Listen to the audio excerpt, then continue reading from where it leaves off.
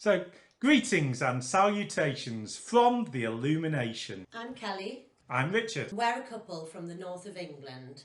We're here to share our journey and experiences of Lorcana. So, to kick things off, we thought we'd start looking at the new expansion, Rise of the Floodborn. So in this expansion, there are 6 new stories that are being introduced. First of all, there's Snow White and the 7 Dwarfs. We have Pinocchio, Zootopia, The Great Mouse Detective, The Jungle Book, and Raya and the Last Dragon. Also to note, the debut of the new keyword resist, which indicates how much additional damage characters may be able to withstand. Which of those films coming in are you most looking forward to? I really like Zootopia, so particularly like Julie Hopps, so I'm looking forward to potentially seeing a card of hers. I'm going for the 7 Dwarfs. Are you? Why? Because you're a bit dopey. On these videos, thank you. With this, we're starting off with the cards that are currently on the app. So as new cards get released onto that, we will produce some more videos for this. We're going to kick off with Amber. Should we start off with the Grand Duke? So what I've done is just try to match up what sort of decks that I thought it would play well with, whether it's got strengths and weaknesses, what cards it could replace in sort of the current sets that we might be using at the moment, and then sort of give it an overall score. And Richard's going to do similar, and that's how we'll work it going forward in the video. So first of all, with the Grand Duke, I've put it in a potential deck of Amber and Sapphire or Amber Emerald. I do think that this card is situational, and the cards that I would replace it with, i.e.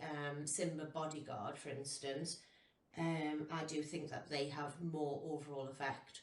So with that, I would give it a sort of B/C grade in the tiers, potentially top of C realistically. How about yourself? I gave it a C. There's currently 56 cards in the Lorcana set. As we stand, might be more as this gets aired, that classify as King, Queen, Prince or Princess. For me, this works in a deck built around early board hand control.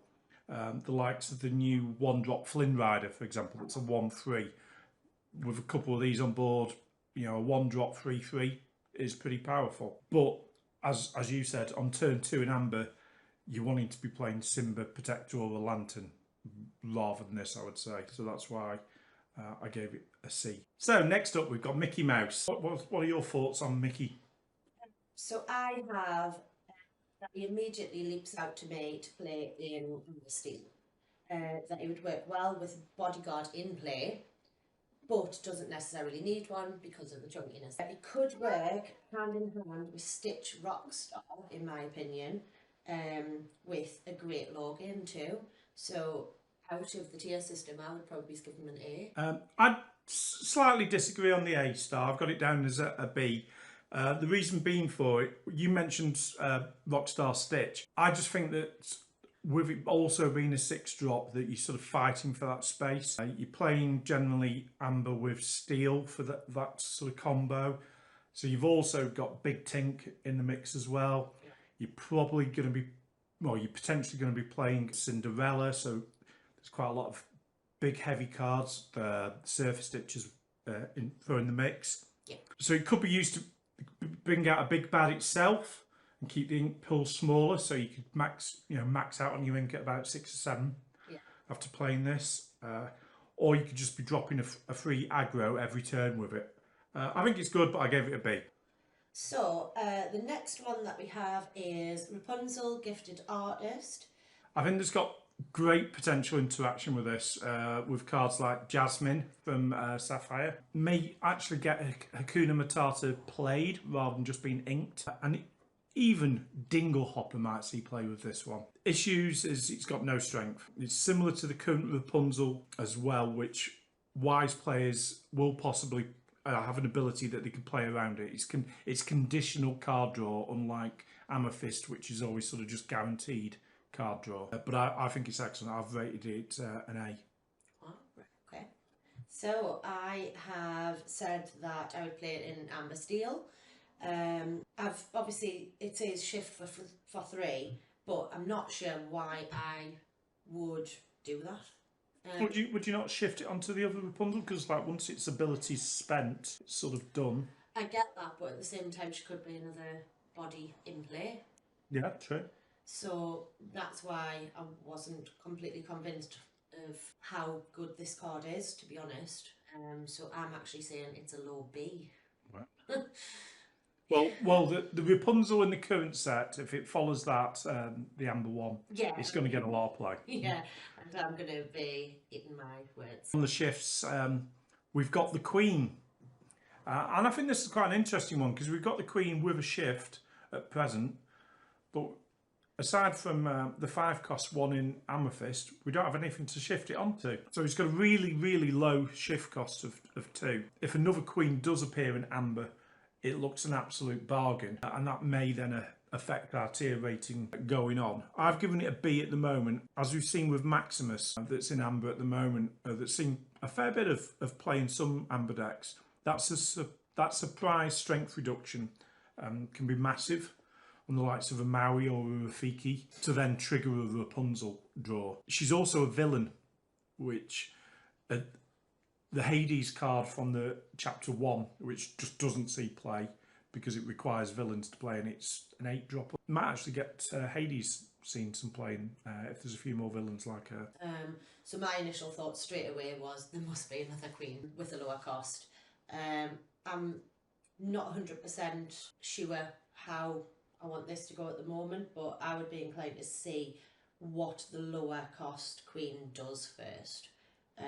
She could be used in Amber Steel with a wide deck with low cost characters becoming very powerful, but at the moment I'm putting her as a B, which probably is a little bit too nice. But no, that's right. I have it as a B as well, so yeah. I think we're fairly agreed on that one. But yeah, I would definitely be intrigued to see what comes out as the lower cost Queen to be able to shift onto, because I don't know if that's going to be a good thing. Okay, so moving on to the next card in Amber, we have The Last Stand. Do you want to go first? Amber's got removal. That's a positive about this card. That's about a positive on this card.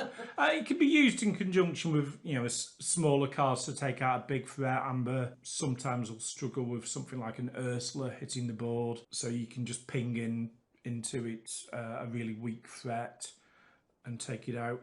But more than likely you're losing 2 cards to take out 1, so you've got card disadvantage with this. It's it's highly circumstantial, it's uninkable, and it's not a song. So this one for me is the first trash of the set. F rating for me. So the only thing that I've wrote about this card is meh. I think it's worse than meh. So I was just like, I'm not excited about this. I don't know where it's going to fit. It's very circumstantial, same sort of thing. It's uninkable. It's a high cost for a low gain. Well, not even a gain. I think it's going to be a negative, if anything. And yeah, I actually was hoping that you would say something first. I would say something first about it, saying meh, and that I could ask you to say something more positive, but clearly that isn't going to happen. I've actually put this as an F rating as well, so trash for me. Yeah, like I understand with Amber that, like with all the colours, they all have their strengths and weaknesses, and card removal is not Amber's strong point.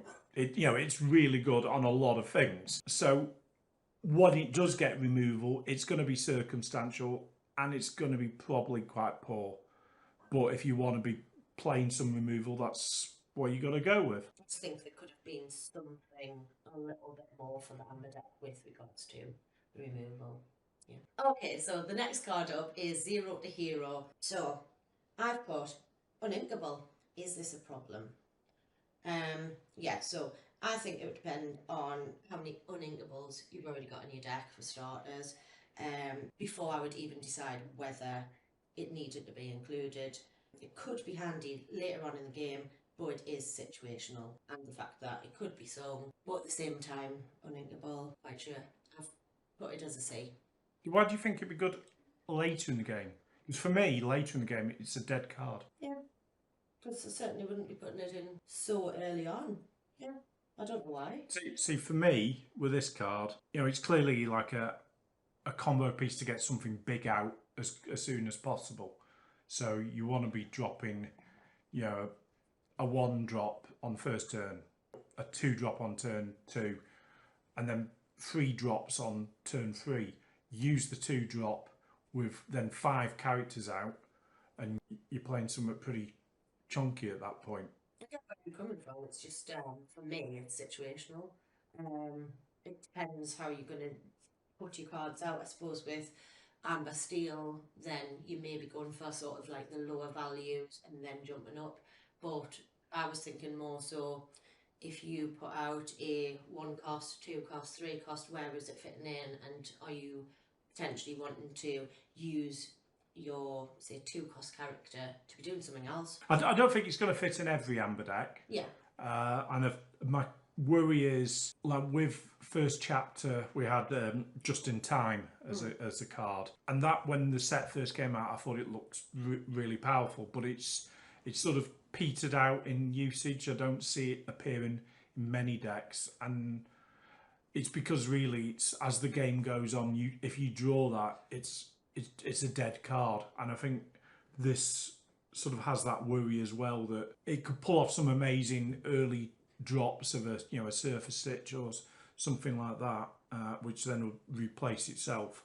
But you get this later on in the game after somebody's just done a be prepared and you're trying to recover your board, and then it's useless. Yeah, that makes sense. I gave it a C. Yeah, me too. So I think that's it for Amber as we got at the moment. Obviously there are cards that have been released at the moment, but they aren't on the app, so we're not reviewing them at present, but we will do that in a later video. So the first card that we're going to talk about in Amethyst is Arthur, the Wizard's Apprentice. I think it could easily become quite powerful. It can certainly push you over the edge for a win. You can suddenly get quite a bit of burst with it. It's got the interactions with all the bounce cards that are in Amethyst.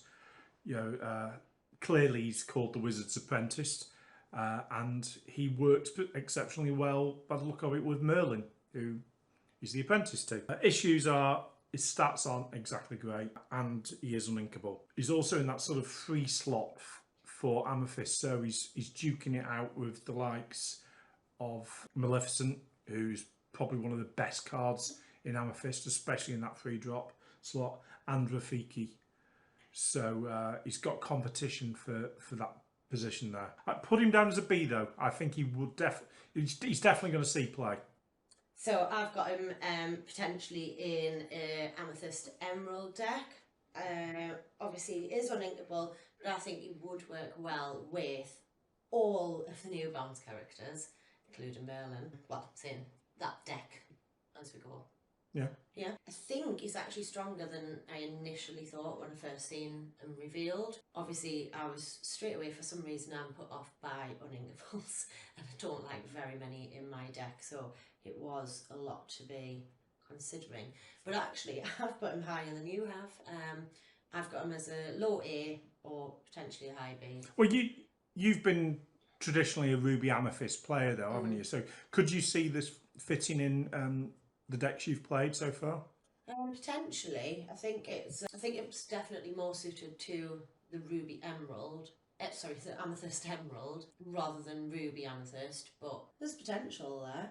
Yeah, I think it's one of those cards that could certainly go either way. And like in a couple of months' time, we look back and think, how did I only give it a B?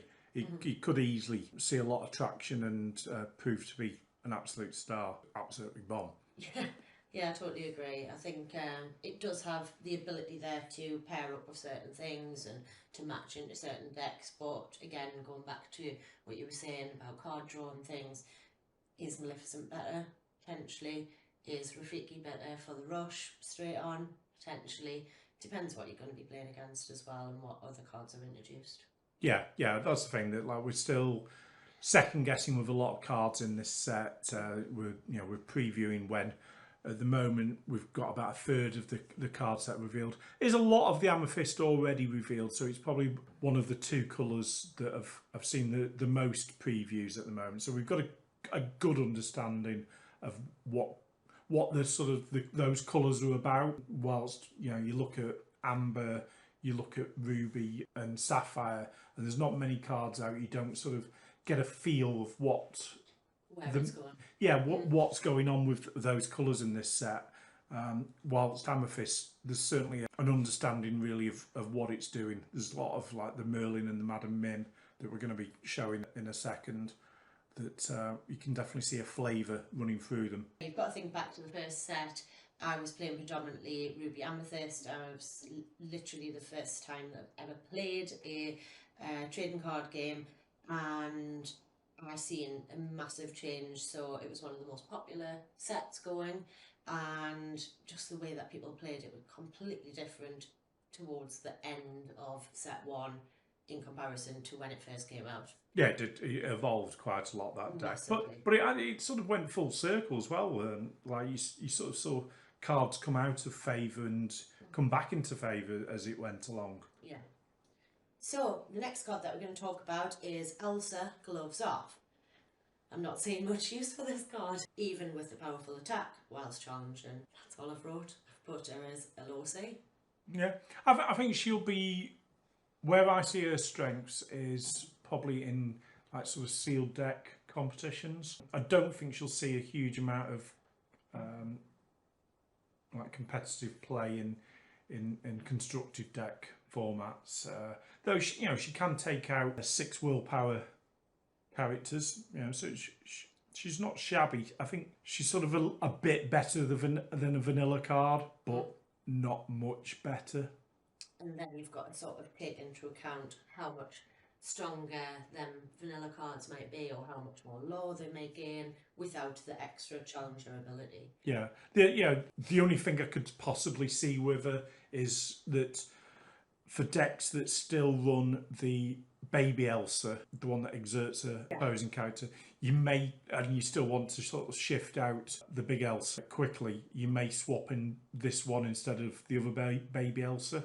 But for me, I've put nothing to write home about, aside from what you sort of already said.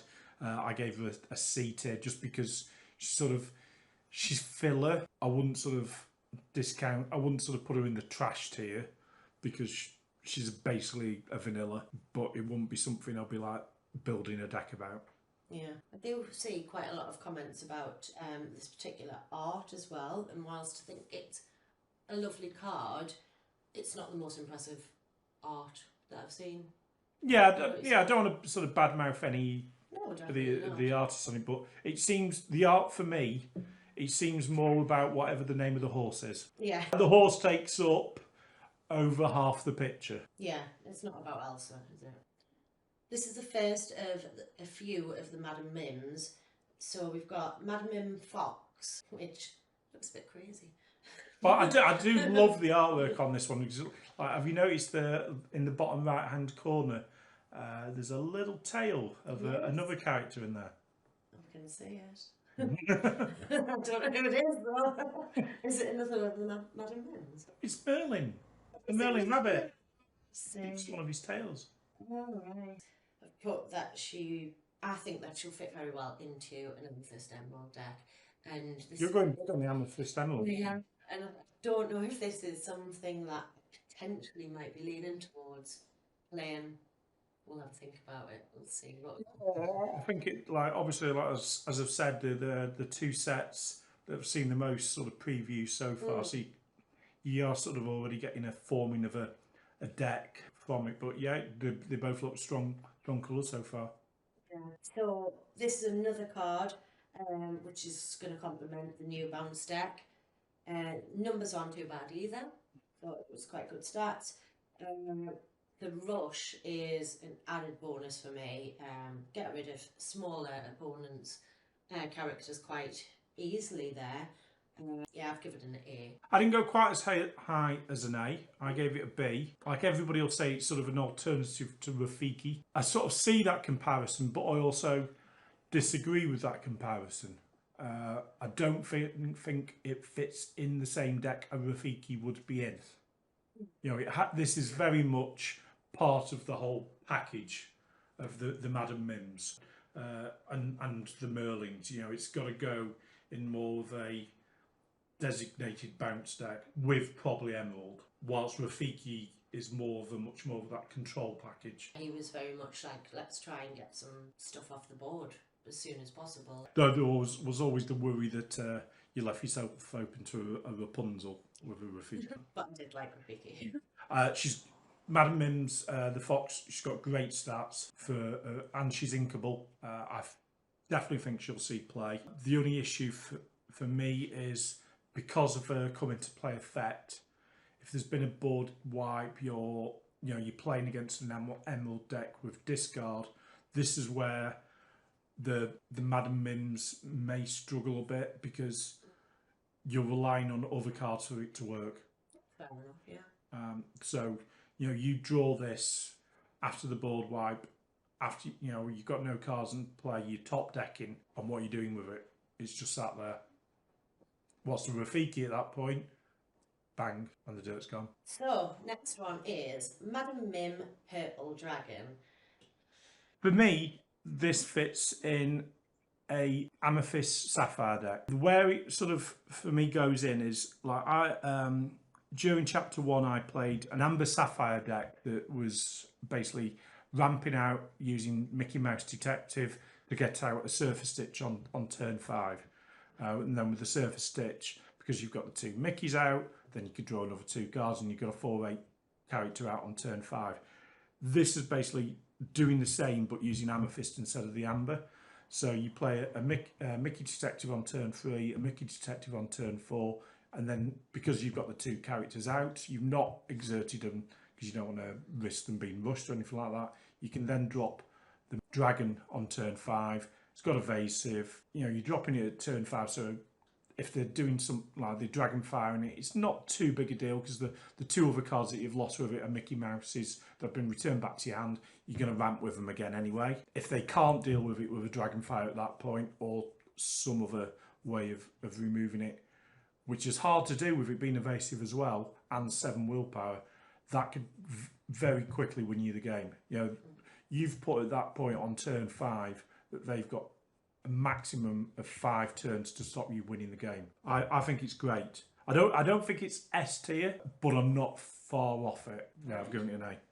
So, I was actually looking at potential, and I've put it as Amethyst Emerald, but now that you've talked about Amethyst Sapphire, yeah, that's makes a lot of sense as well. It's a very strong character, which is inkable, but I mean, who's going to ink it?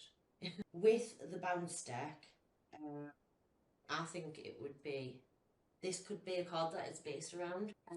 Yeah, I certainly think it'll see play in that sort of variant as well of the with Emerald, because there's so many things to trigger it. Perhaps I was just thinking about out of the box with it with combining it with Sapphire and not really thinking of adding much else of the bounce mechanic into that deck, being more of a ramp. Yeah, I massively thought of it immediately almost and thought it could be part of the bounce deck. So I've got like bounce ability, evasive, 4 low gain, and a great cost, for a very powerful character. So I've actually wrote what's not to love.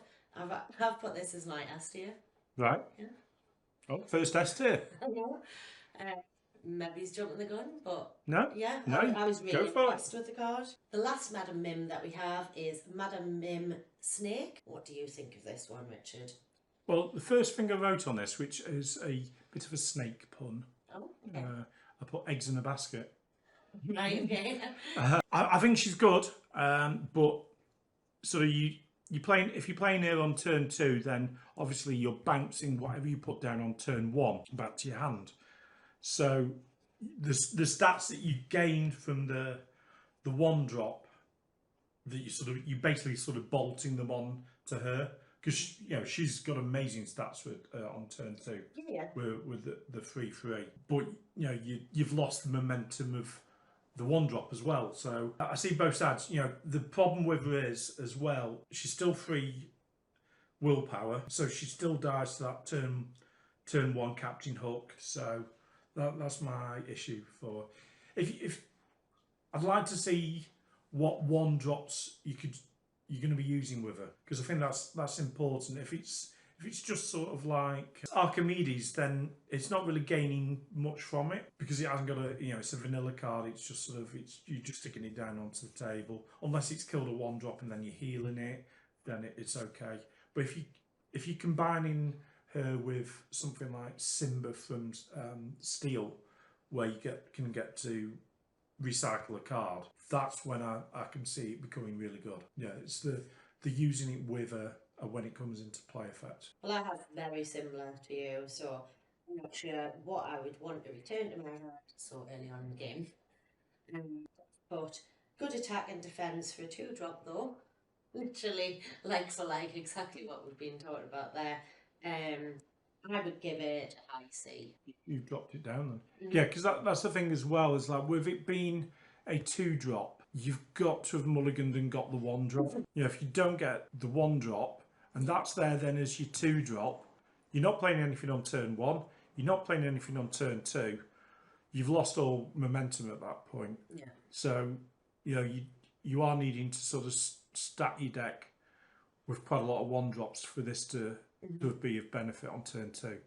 Yeah. I think now that I'm thinking about her, I'm not sure if she's even a high C. Oh no, I think well, I've given her a B. It's not a 2-drop that you can just throw into your deck. So, anyways, let's move on. So the first card that we're talking about from the Merlin section of Amethyst is Merlin Crab. Actually think of where this character would be useful in the 3-drop slot.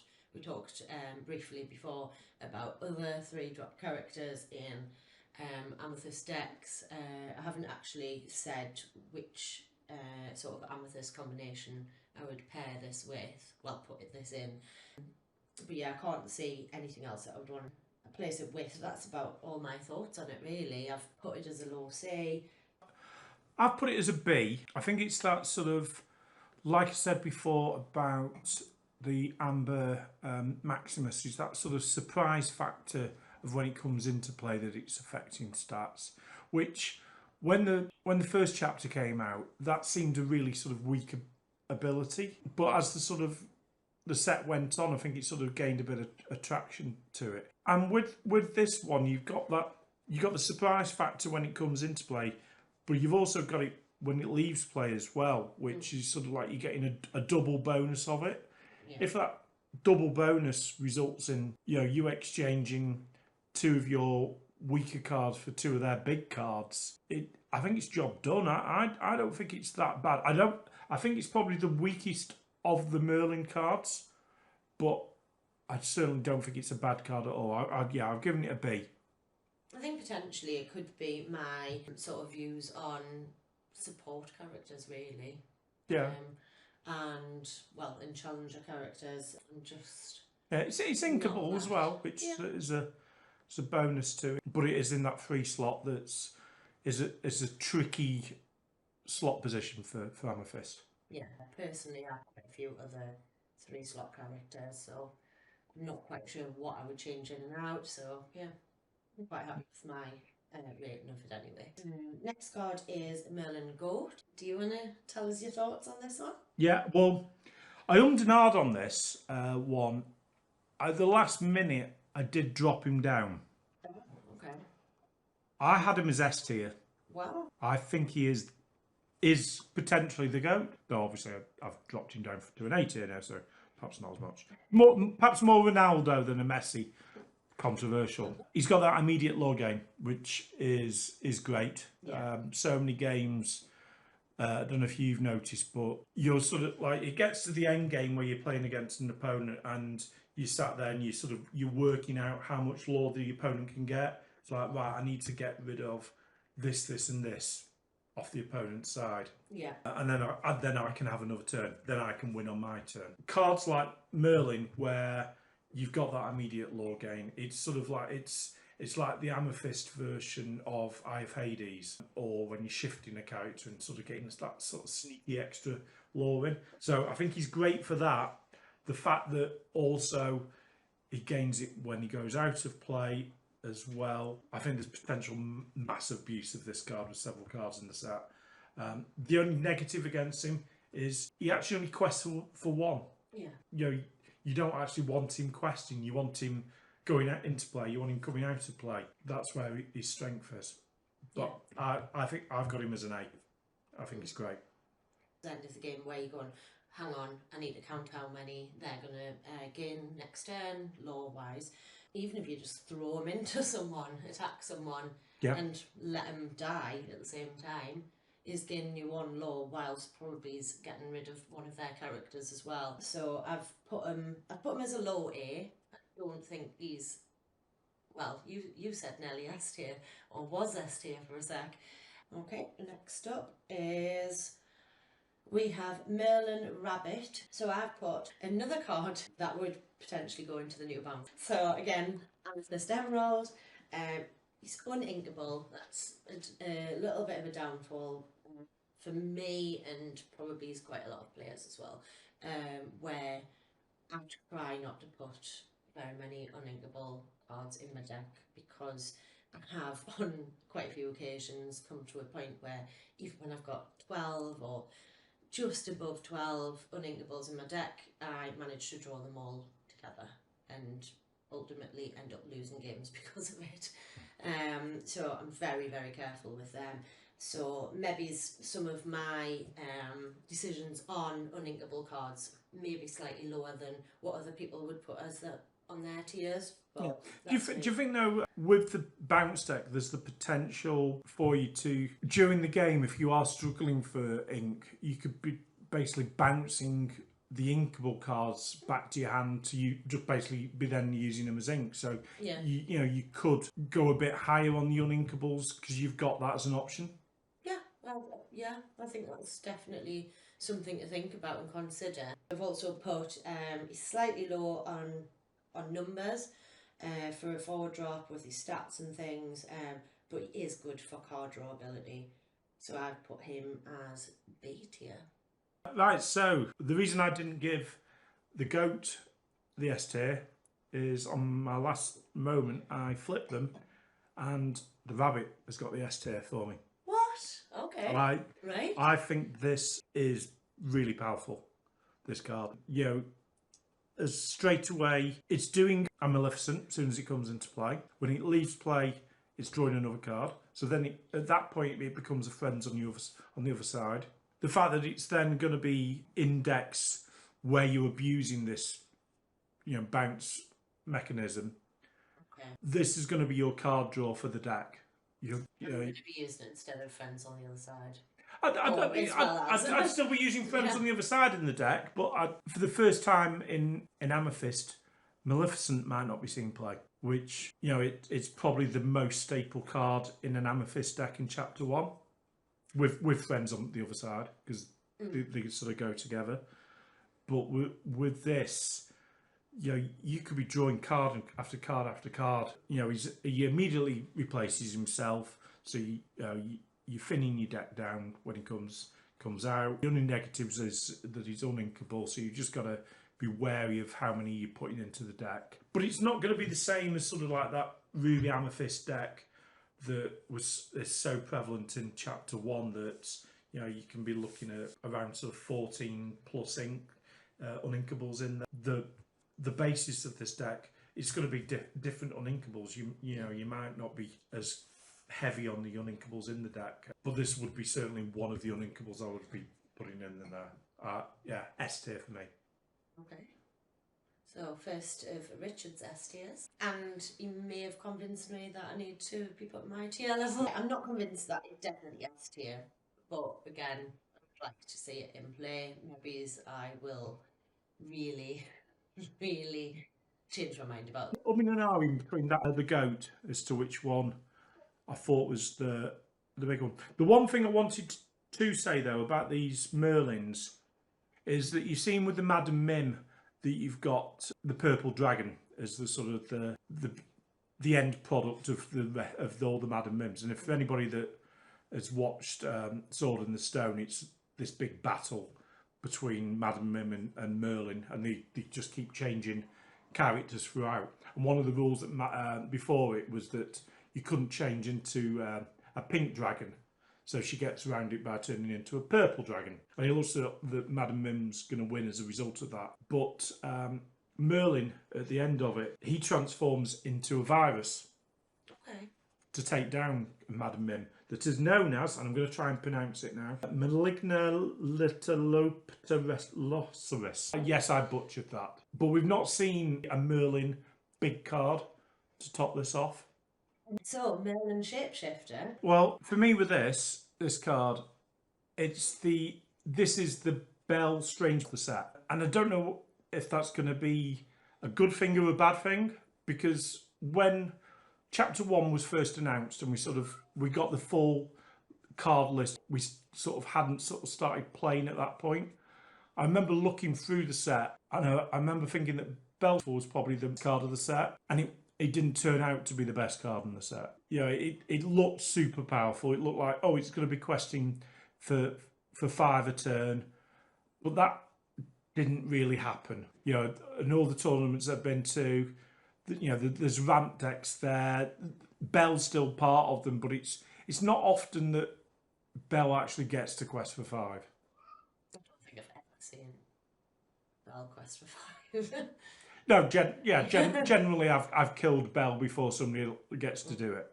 Definitely haven't experienced it during a game that I've been playing and against an opponent.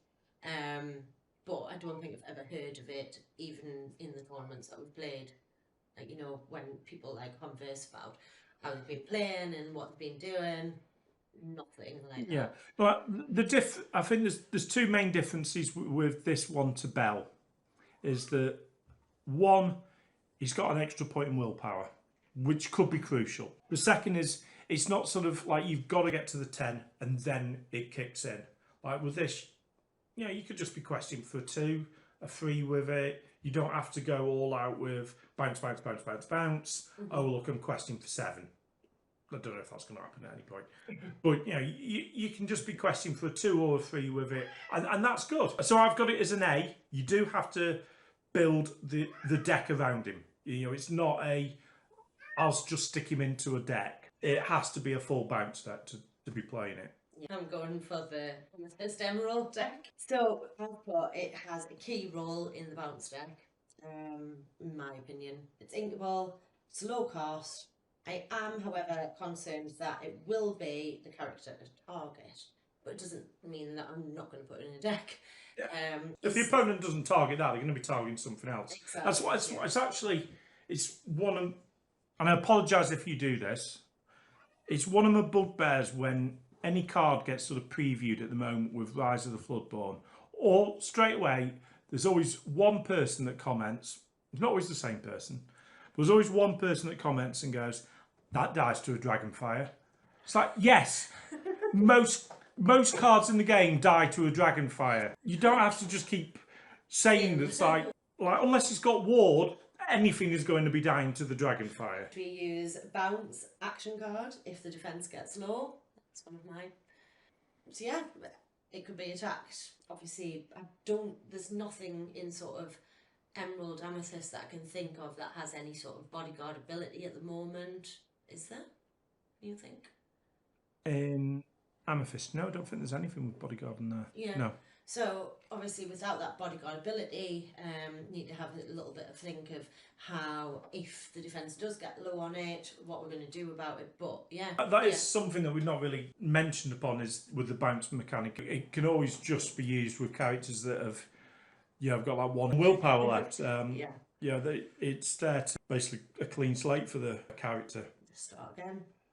So yeah, with regards to all of the things that we've mentioned, 8 and 8 here. I've been selective on the best tiers. Like, I think this potentially could, once I start playing it, it might be one of my S tier characters. But yeah, we'll see. We'll see how we go with it.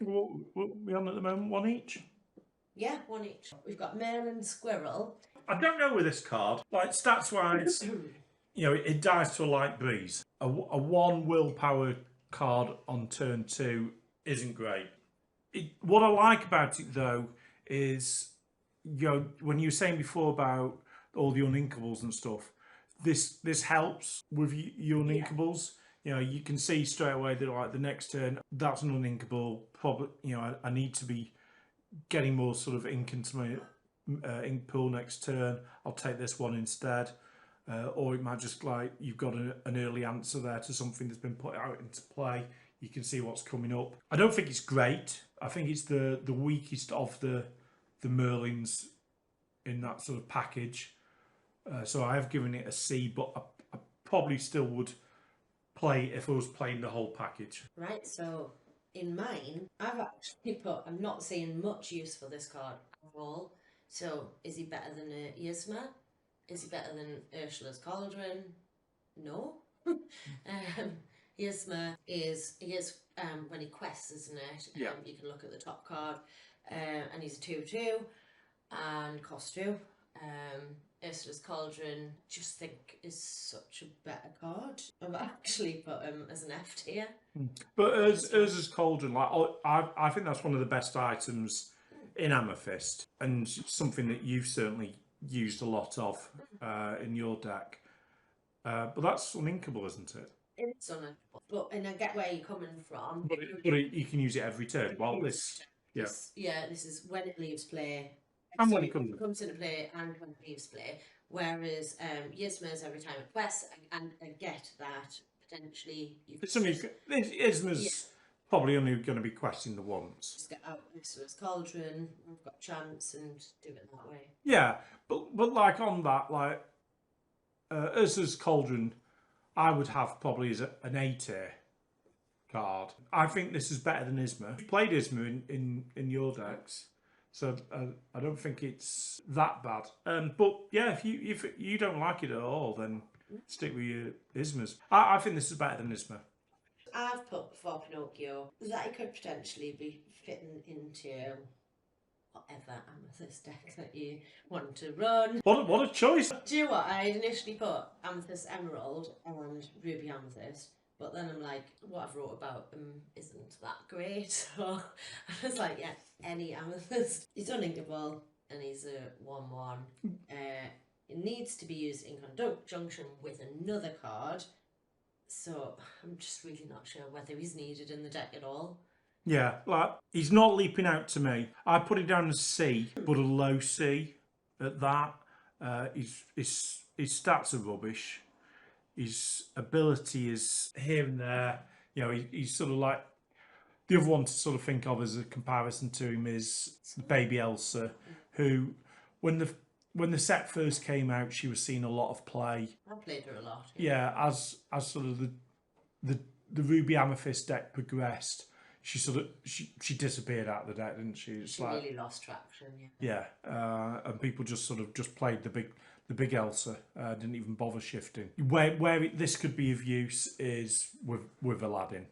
That's the big sort of combo of I think you're going to get with it. Yeah, that makes a bit of sense, but I would still put him as an F. I think he's trash. Yeah, as I say, I'm low C, but I'm struggling to put it in most decks. It's bordering an F tier. I probably gave it a C. I'm a bit of a Pinocchio fan of the, and I do quite like the art on it. Yeah. But talking of art, the next one. Yeah, I actually agree. I've actually put beautiful artwork for this one. So this is Winnie the Pooh, Honey Wizard. Yeah, for me, I think it's just a missed opportunity of a card for me on this. It's like the artwork is just so stunning. It's absolutely gorgeous, and the theme of the card as well. He's a honey wizard. It's Winnie the Pooh. It's like one of the most iconic figures in Disney. He's so friendly. And he shouldn't be vanilla. He should be doing something for me. Yeah, I think like some kind of helpfulness. Probably Zendup would have been like a support character, which I don't particularly like, but there's got to be something that he should have been doing. Yeah, I think. Like he's only ever going to be a C for me because he's vanilla. Yeah, I've got him as a C as well. And I just wish there was more to him than he is. Yeah, I've put him very similar. So I've put any Amethyst deck. He's got strong stats, not bad at 2 law gain, but no ability, and at 5 cost I would prefer to play Cuzco, Mad Hatter. If you were playing, there's quite a few 5 cost cards that I would prefer to play. What's he fighting it out with in Amethyst for the 5-drop slot though? I don't think there's that much in Amethyst. Because in that 5-drop slot, you've got, it's big in other colours. You've got Cusco and Emerald. It's a number where you're singing some big songs. So if you're combining him with Steel, then he's going to be, ability then to sing Grab Your Sword or A Whole New World. That's where he potentially is useful. Like at the moment, what you got there, Queen and Flotsam. We've got Flotsam, the Queen, Tinkerbell. It's not the most Yeah. competitive 5 slot, is it there? Yeah, I don't. Like if I really use the Queen. Yeah, the Queen's the best of the bunch there, and she rarely gets played now in Amethyst decks. Yeah, I think obviously what I was thinking about was potential Emerald Amethyst deck, and yeah, he's going to be competing so much with other cards. And saying that, I'm talking about Cuzco and other characters like that. Cuzco may not ever appear in some of the decks that people are looking at these days. But it is something actually I've wondered that about Cuzco. He's by far and away the best Emerald card in Chapter 1, but he's very much sort of by himself. He doesn't there's no synergy with him with anything else. It's just more the whole play the best you can at 2, play the best you can at 3, best at 4, best at 5, and he's top of the class at 5. Yeah. But with Emerald and Amethyst having so much of a synergy between cards in this new set, then Cuzco sort of is a bit of a sore thumb. Yeah. So he may be a little bit put his nose out of joint on the 5 slots in Index, but he's still a great card. We are into the action cards of the Amethyst deck. So the first one that we're going to talk about is I'm Stuck. So I've put that it's inkable and a low cost. It could be handy to stop opponents gaining law with a base of characters, but they will still gain on their following turn. What did you rate it as? I've put it as a C. It's interesting. See, for me, I've got it as a B. Oh. I think it's possibly the best 1-drop action in the game. Okay. But that's not saying a lot, because generally 1-drop actions are pretty naff. Is this card, here's my question for you. Is this card better than Befuddle? So I thought it wasn't too bad to start with. I wouldn't give it the time of day now. It's still used. It's still used, but me personally, I'm just it's generally sort of used as part of the whole, which you're not a fan of. I know the Mickey Mouse broom deck, and it's another way to sort of keep the loop going on there, which obviously I'm Stuck can't contribute towards. I do think it's better than Befuddle in that 1-drop slot though. It does a similar mechanic to it, but a very different mechanic to it. It's slowing down aggro for a turn. You could be do it on a turn 1 Lilo. They're not going to be questing with it for a turn that's too low. By then you've probably got a bit more of a board presence to deal with the bodyguard, etc. It could be used in the other thing that I thought this could be used in conjunction with is, when we'll get on to Ruby in a second, is the new Minnie Mouse, which requires 2 actions to make it a strong card. So you need some low cost actions. You could obviously a song could be part of it, but the fact that this is a 1-cost action could be used in conjunction with it. The negatives to it is it's not a cantrip. Do you know what a cantrip is? Okay. No idea. I was just nodding.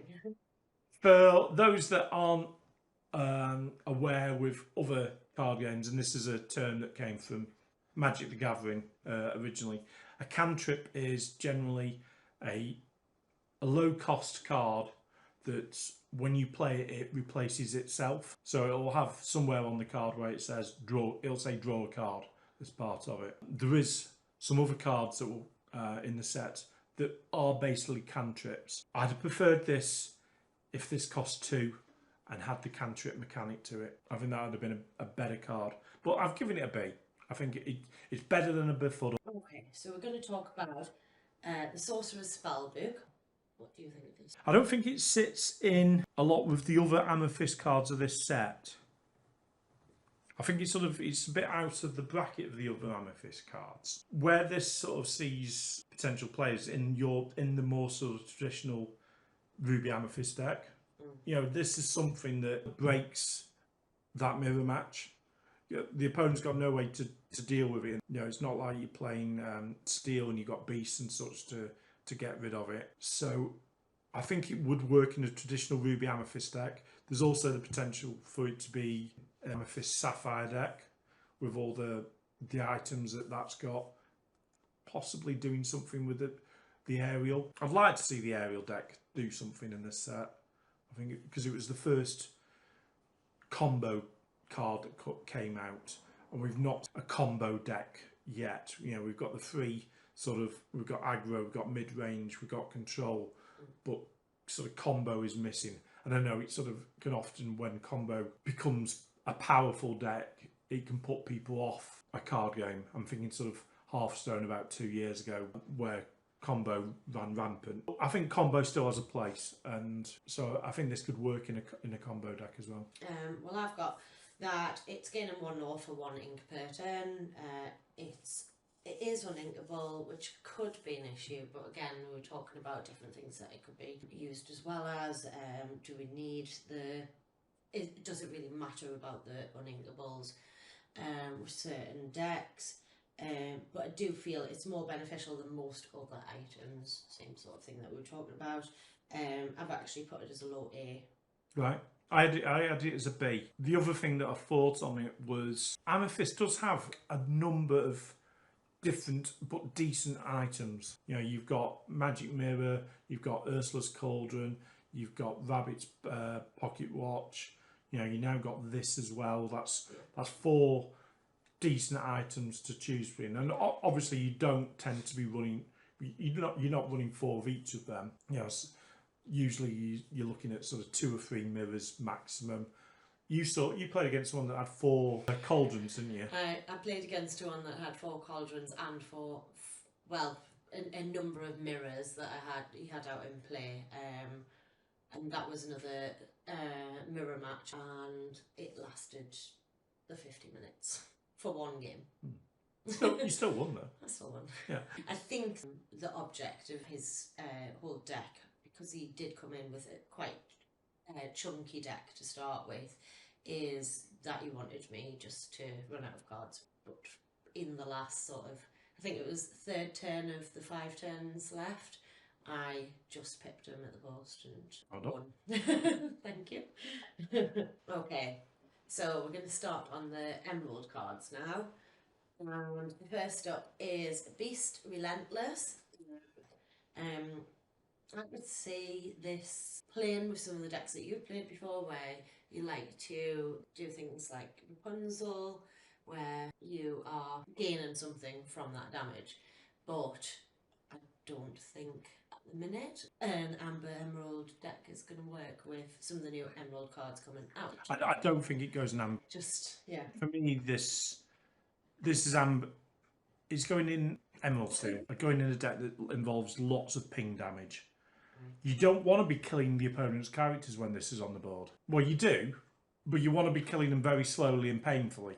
You know, you want to be doing 1 point, 1 point, 1 point, 1 point, and as a result, he's readying every time. You're questing multiple times. So, you know, you do 5 lots of ping damage whilst the beast is out.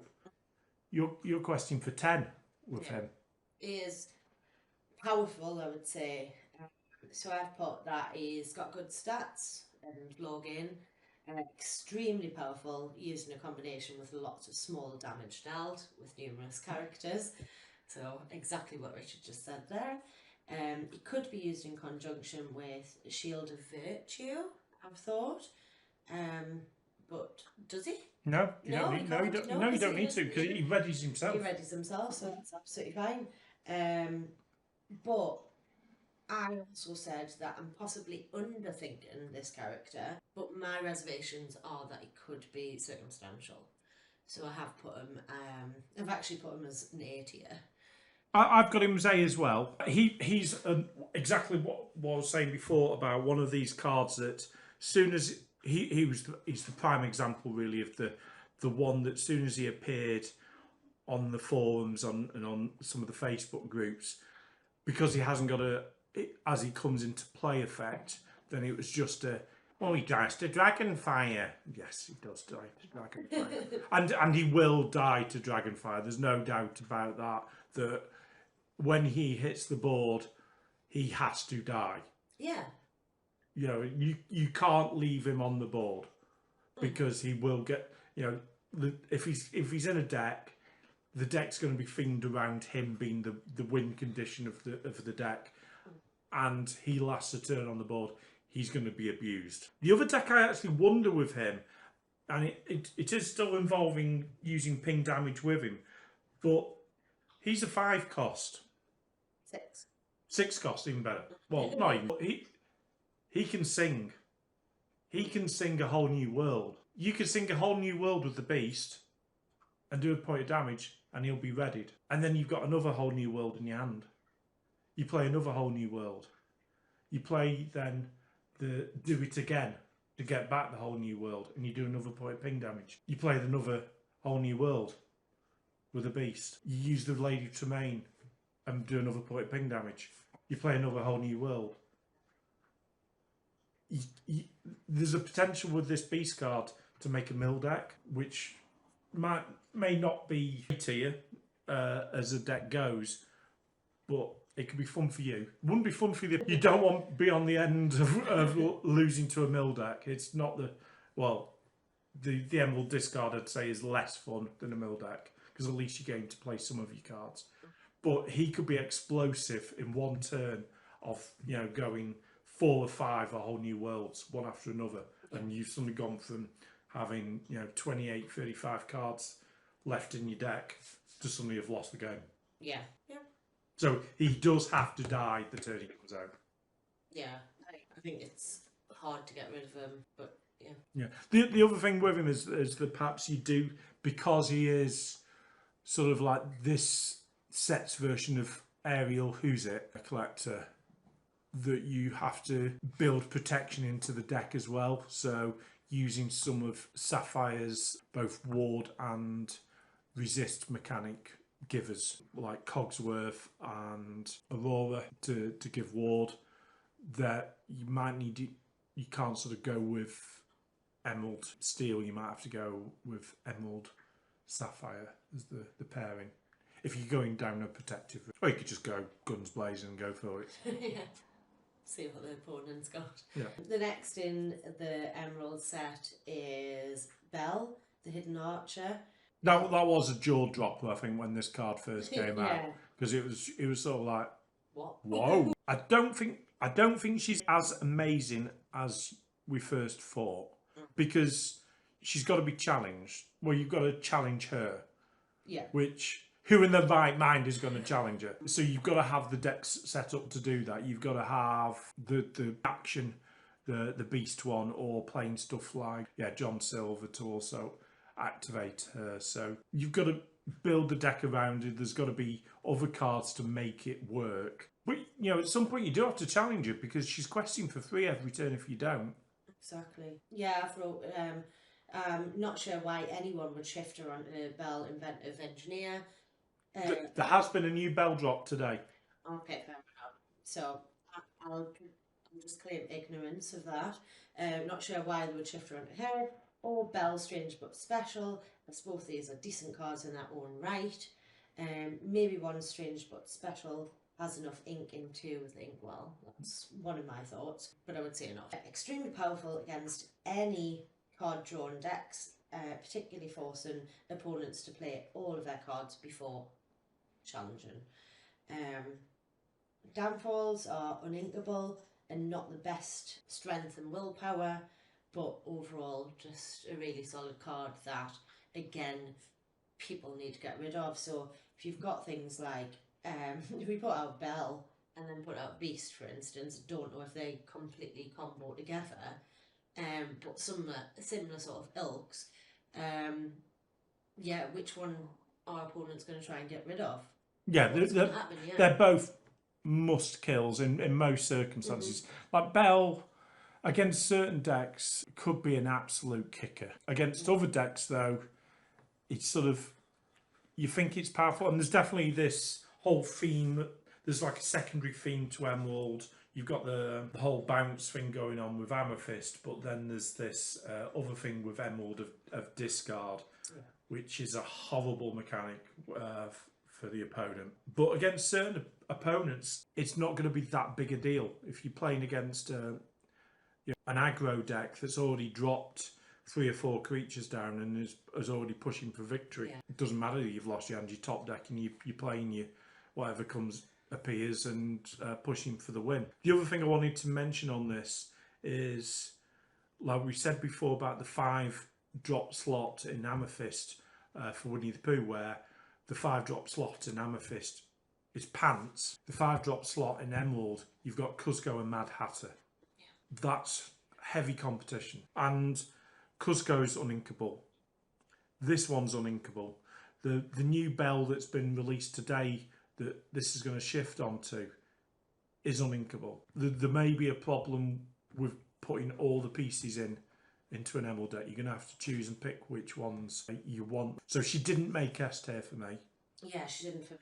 Yeah, she's an A. Against the right deck, she's clearly S. You know, you get her out early against a Ruby Amethyst deck who's like hoarding all their cards, thinking that they've got all these lovelies to drop and be prepared and Elsa's in the hand, and you hit them with one of that and they're going to struggle. But against other decks, she's not as powerful. So the next card is Bucky, Squirrel, Squeak. Squirrel! Squirrel. So I'm actually concerned that there is currently a total of, and this was before any new cards came out recently, today, it's basically all of the cards that are in the Lorcana currently, which is 54 Rise of the Floodborn cards. So I'm concerned that there's currently a total of 19 Floodborn characters, 8 of which are... Can I just interrupt you at this point? Oh. Okay. What's the name of the set? I know. Rise of the Floodborn. So I'm gonna second guess at this point, and I may be wrong, but I think there could be a fair few more Bloodborns to appear. Just at the moment, 54, 19 of which are Bloodborn, 8 of which are uninkable. So, and at the minute it's approximately 3 or 4 per colour that are uninkable. So I actually think that this one sounds more powerful than it is. I like that it has Ward, but I'm not overly convinced about Flynn Rider, the Charming Rogue. Yeah. Well, Flynn Rider Charming Rogue is a top card. I think it's up there as one of the best 2-drops in the game. I think this is also one of the best 2-drops in the game. This is my second S tier card. I love this card. My only disappointment with this card is that Squirrel is not a subclass, because we've got 2 squirrels now. I want squirrels up there with princesses. He just wants to shout squirrel every time that it comes out. The fact that it's got Ward and its ability doesn't need to exert to do so. So basically you just drop it and just leave it there. And then, you know, if they're going to have to do something like a grab your sword or be prepared to get rid of it, some sort of mass effect to remove this card. It doesn't need to be, yeah. From the board. Yeah. You know, so that stat of the 1 willpower is here nor there, really. As if you drop 1 Bucky, it's okay. And then you drop in a couple of Floodborn. The thing for me is you drop 2 Buckies, you drop 3 Buckies, and then you play 1 Floodborn, and then wow, you're triggering all 2 or 3 of them Buckies. That, you know, 2 Buckies on board. That's a You Have Forgotten Me. As soon as you play a Floodborn, and this is a repeatable You Have Forgotten Me as well. You should be triggering this multiple times a game. And it's an S tier card. This is a card to look out for as this set comes out. So, as you might be able to tell from my estimate with this one and my classification, me and Richard actually didn't talk to each other before whilst we were writing our We do prediction. talk to each other. We didn't talk about what we thought about each card, and now that he's talked through his reasons behind it, and probably would have put this slightly higher, and maybe I did really underestimate this card. I actually put it as a high C. No, it's fine. Yeah, which is fair enough, it's my opinion, but I will change it to a B. Okay. So I'm actually going to scribble that out.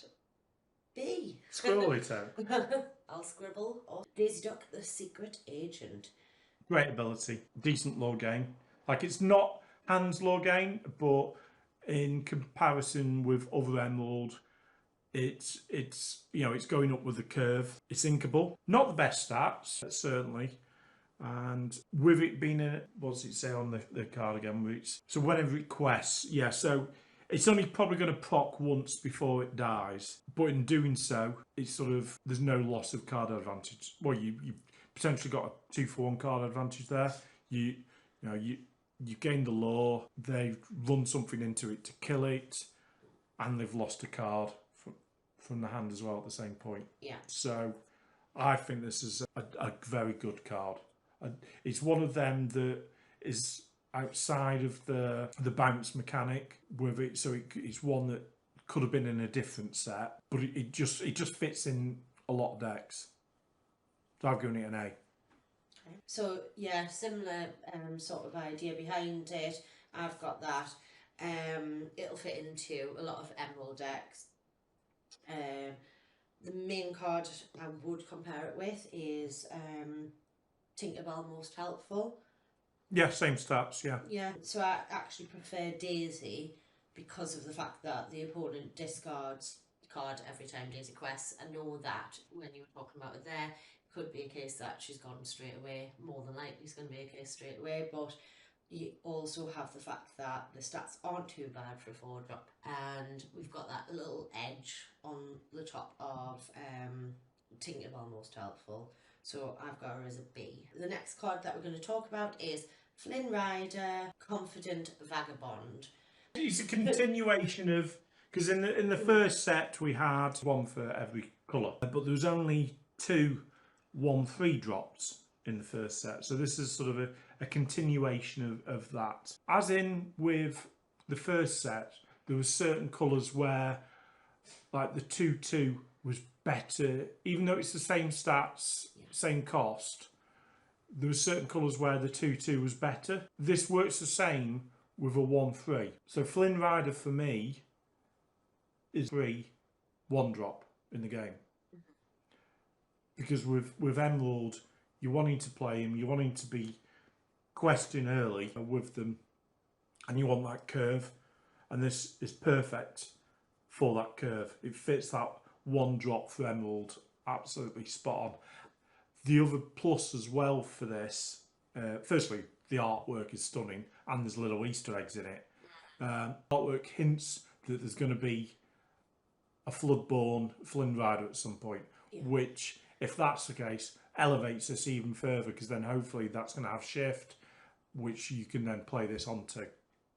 Yeah, so I was thinking about the fact that it is a vanilla 1-drop, which most 1-drops are vanilla with them sort of stats anyway.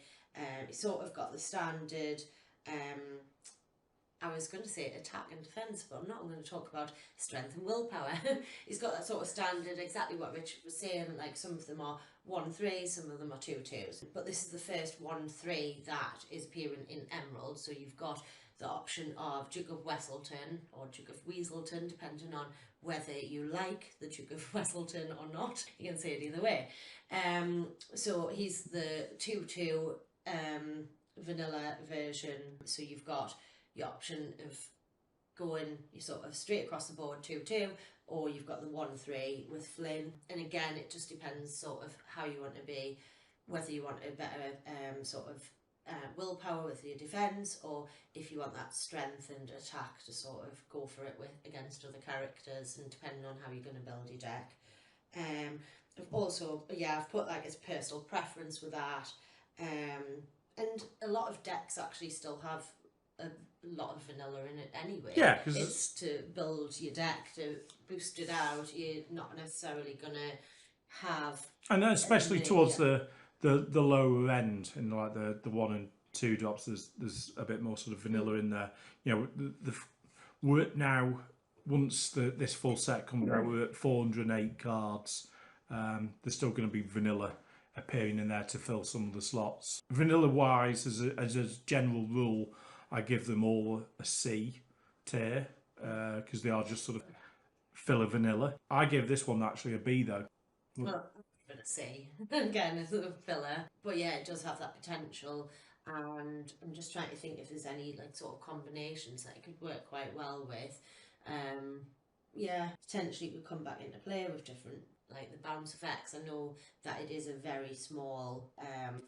Yeah, it can. Yeah, Value it can be used as part of the bounce. It could be potentially used, like say for instance, if you were thinking about the beast ability, where you could be doing that one point ping. 1 point ping. Yeah, there's a few different things going on there where I think he potentially is more than a C. He's one that I think I would always put in my Emerald deck. Right. Okay. So Because you generally like in any deck you play now, you've always got you've got filler ones, yeah. Yeah, you've got your 1-drop fillers to just get something out first turn. I can't see why you wouldn't have this in your deck. Panic is the Underworld imp. So straight off, I was like, who's Pim? Where's Pim? What's going on? Bring the pain! Bring the pain! Exactly. And I was like, okay. So my initial thoughts are, depending on where pain is and when pain is introduced, it might change everything. Yeah, it's hard to put a rating on this card at the moment. But in all fairness, I don't think it is. I don't think it's going to change, for me, anything. I think it's a pretty rubbish card. Stats are, the ability isn't amazing either. Not to mention the fact that the card's predictable. Yeah. So straight away I'm saying it's trash, it's an F. I've got it at the moment as trash. My reasoning on this is from chapter 1 there was a number of cards that had a combo with them. They were like a double act that if you got one out it paired a little bit better because you got the other one out. But as a general rule of thumb across all those combo pairings, very few of them actually saw play. Yeah, I played Elsa and I tried to add Anna for a little bit of time. That was horrendously awful. It wasn't worth it. There was Jetsam and Flotsam, which one of them I played. Yeah, Jetsam's all right. Yeah, Flotsam not so much. So I played Jetsam quite a lot, and you know, it's just like I'm not seeing unless this really blows it out the water. I just can't. Again, it's back to the age-old thing with me of not really liking that support character sort of vibe. Yeah. Well, as well with in that, you know, in the 3-drop, you've got Jasper, who's a solid card. You've got Cheshire Cat, who's a decent 3-drop. Cheshire. You've got the next card that's coming up that's a very good 3-drop that we're going to be talking about in a second. It's Uninkable as well. Yeah, this card's trash. Sorry. I don't care what Panic does, it's not getting in with that. Okay, so Prince John is greediest of all, do you think? I think he was very close to being an S tier. I've got him down as A tier. I think in the right deck, this card is insane. You play this with a whole new world where the opponent's got a number of cards in their hand. You know, say they've got 5 cards in the hand. You're drawing 12 cards off a whole new world at that point. Yeah. Which is mental. It's got Ward, which is hands down at this point in play. We've not seen how good yet Resist is, but Ward is certainly the best ability on a character in chapter 1, no question. It's question for 2. Like the negatives are, it's uninkable. And I suppose if they don't have any cards, you're not drawing. So at some point, with the rest of the Emerald theme of this discard that's an undercurrent, you're not going to be getting the draw off it. But yeah, it's a high A, this card. So I've got it as, yeah, I've basically said it's uninkable. That's probably the You hate those uninkables. is the only negative really that I could find with the card. So it has ward. Another negative, not great attack or defense or strength and willpower. What does that really matter for this particular card?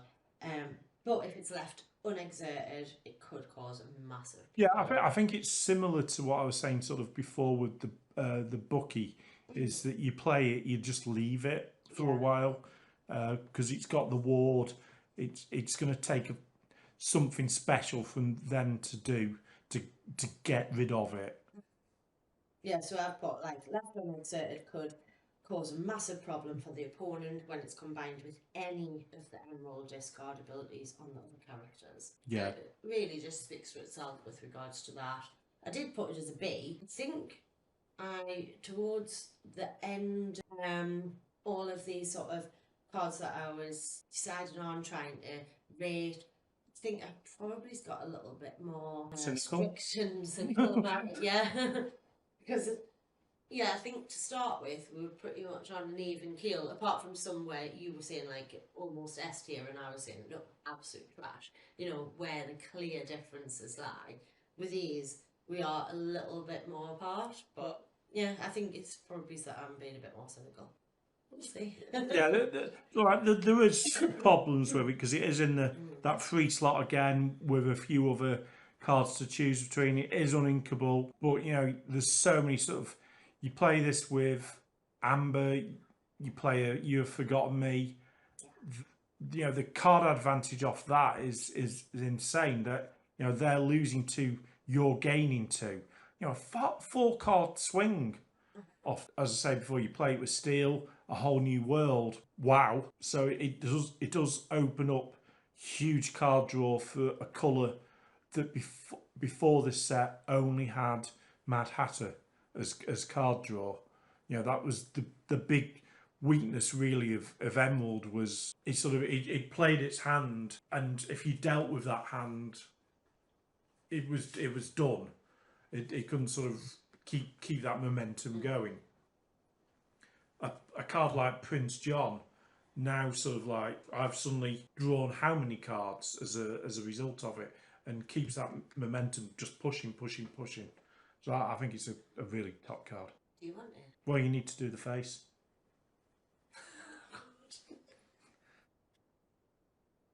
No, it's your turn to do the face. So, is it like the Scream by Edgar Munch?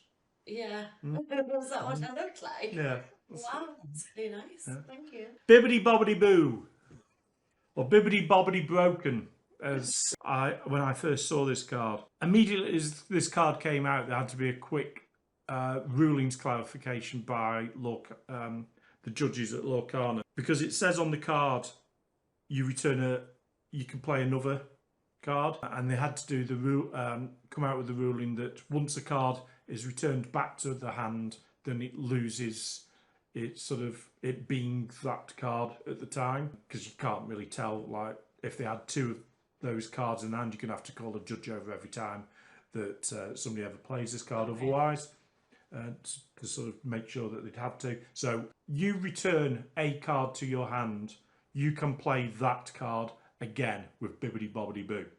My worry with this card, I do have, like, saying the card is broken is always a bit of a clickbaity thing. I appreciate that. Didn't stop me from doing it though. No, it didn't stop me from doing it. From this card going forward, any character that the designers now make has to consider this card on its design. So that's my concern about it potentially being broken. Like we saw with Chapter 1, when the set very first came out, I said to you that A Whole New World was the most broken card in that set. And for a while it didn't it didn't seem that way. Like it sort of saw an initial surge of popularity, and then people was like, oh well, the opponent draws 7 as well. It's not as powerful as we first thought. And then people started to sort of understand how to build a deck around a whole new world. And it's like dropping a whole new world on turn 3 whilst the opponent's still got 5 cards in the hand, and you're down to 2. You know, there's a massive card advantage going on there with a whole new world. And that for me was always the card that I thought when I first saw the first set, that this will be the first card that gets restricted for competitive play. I still stand by that. Bibbidi Bobbidi Boo is the second card I think could get restricted at some point. I think it has that risk of restricting card design. There's so many cards at the moment, like you play this, you put a big Elsa out, you freeze 2 of their cards. The next turn, you play a Bibbidi Bobbidi Boo, you freeze those 2 cards again. You know, that the freeze mechanic as a whole, if you keep that going, is massively frustrating. I played Hearthstone before I came into Lorcana, and for a good few months there was a card in Hearthstone that just froze the entire opponent's cards, and it was just so frustrating as the opponent to have all your characters frozen and you just couldn't do anything with them.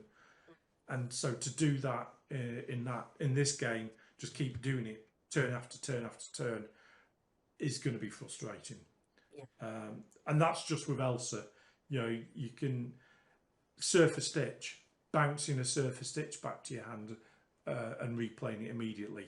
You're drawing another 2 cards with the Surfer Stitch. That 8 willpower that a Surfer Stitch has got that may have been chipped down to, oh, it's suddenly back to 8 again because this heals it. This is an S tier card without a doubt. I totally agree with you. It's my second S tier card that I have decided on in this video. So yeah, it's uninkable, but who cares? You usually care. I usually care, but no, it's just so good.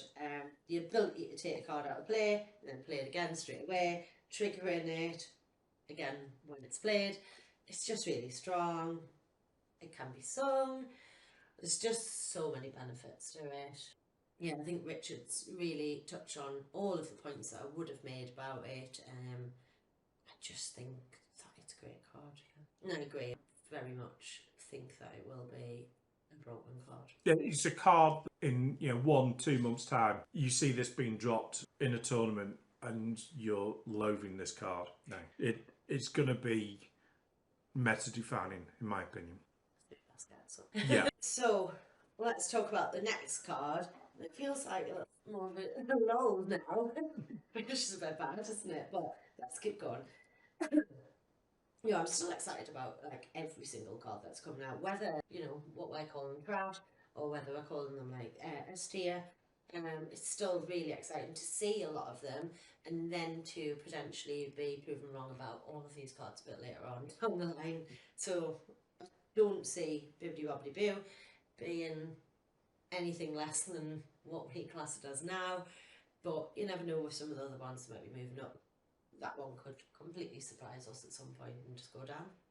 So next one that we're talking about is bounce. So I haven't put a ton about this myself. I've basically said that it can be played in any Emerald deck. It fits in really well with the bounce theme.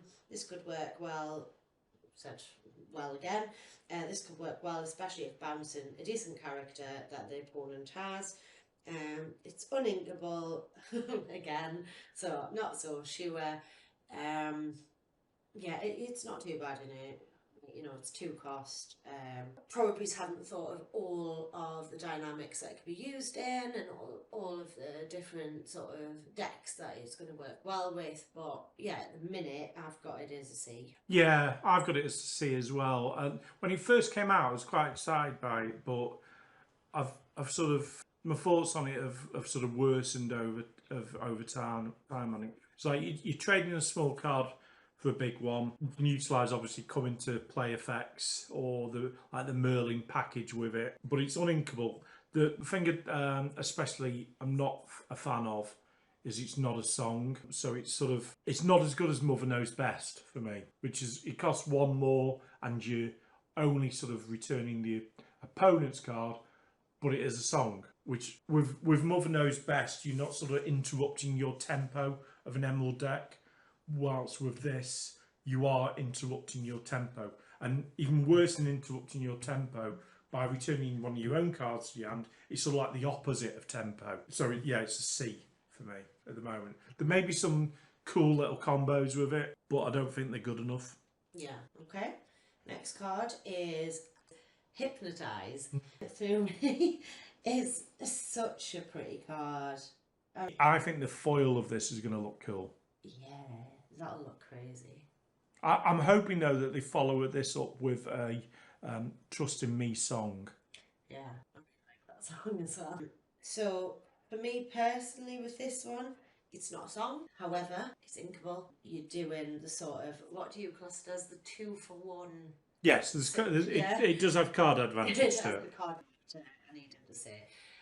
So yeah, you've got that sort of advantage of this. I don't have loads to say about it. It's another one of the card discarding for your opponent deck that sort of like brewing there, but at the same time is gaining new cards. So it's sort of like, yeah, why wouldn't you put it in your deck? But then at the same time, it's taking up a 3 slot. Yeah, I see sort of both sides on this one. Like it's basically like Emerald's equivalent of You Have Forgotten Me, because you've got sort of the same net gain. You've got a net gain of +1 card over the opponent.